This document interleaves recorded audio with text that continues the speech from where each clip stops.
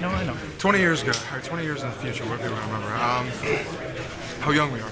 You know, how young we are and how we progress. I think each season there's a journey for every single team, and you know, as we took another step in the journey, as we always say, you know, pregame, it's in a game like this where so many young guys and so many young people who are playing within this game, it's just incredible to watch the growth as you go throughout the season. So I think this kind of caps the season for regular season, I should say. As guys, I mean, we grew together as a team, and everybody took steps, and you just watch the maturation process throughout the season. I think you're just really, really proud of that. Can you give me a moment or two from tonight, maybe, Billy? Just like something from a huddle. Overtime. First touchdown we scored. I think that was, you know, we struggled with that play a couple times early, and then we finally hit it. So I think that was a huge moment. And I think the interception for the defense, Jerome Baker, when he went up and grabbed that thing, I mean, just incredible. So I think those two really stood out to me today in today's game. Where were you on that Curtis loop play where he started on the screen right? Trying to earhole somebody. Yeah. I found it, you know, because it was a swing pass, he got caught up, he came back around, and I'm just looking for the next white jersey to hit it. So I was just kind of running far. Well, what was that feeling like at the end? Have you ever heard this place like that? I have. Back in the 2012 season, I was here as a recruit.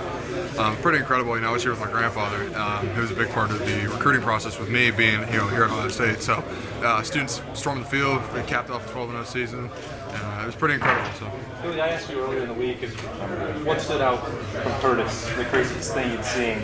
Well, that one, the play, the one, I mean, just the extra effort to get him to get that first down. I mean, just absolutely incredible to watch him, you know, zigzag in between, get us within 3rd and 1 as we convert, you know, the 4th and 1 measure. That was pretty crazy. And then the 29, you know, we sealed off the backside, and all of a sudden, you know, I looked to my left because I hear the stands start rupping, and got the block on the outside from one of the receivers, and that bad boy was just gone. So that was almost too easy for him, I think, by comparison. Well, that's a well-executed play. The moment that he cut inside and you realized that he was not going to get caught, what was the first thing you thought? Go hug him. Go hug him. Go have Pat. I mean, because again, to send Pat out on a senior season like this, he's got 5 pairs of gold pants. You know, very few Ohio State Buckeyes do that, and we're just so proud to be able to do that for Pat. Hey, Billy, Pat said once that play was called and he saw Michigan's alignment, he knew it was 6. Yes. You know, Pat did a lot of extra studying. You know, he's very, very well prepared as he goes into every single game. Made a call for us as the whole offensive line went into one cohesive unit, you know, and all of a sudden, next thing you know, receiver gets a block on the outside and Curtis in the end zone. And what's your thought? As soon as obviously you want to go hug him, but is it relief? Is it joy? Like accomplishment. Very, very proud. I mean, you're proud to be a Buckeye in a game like this, and you know, hard-fought win. You know, go ahead, get the go-ahead score.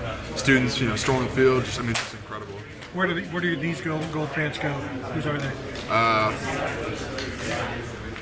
Great question. Do people have to earn them? Do something? Well, my mom's holding all of them right now. She's got a stash of jewelry just from, you know, the accolades and the honors, you know. But it's pretty cool.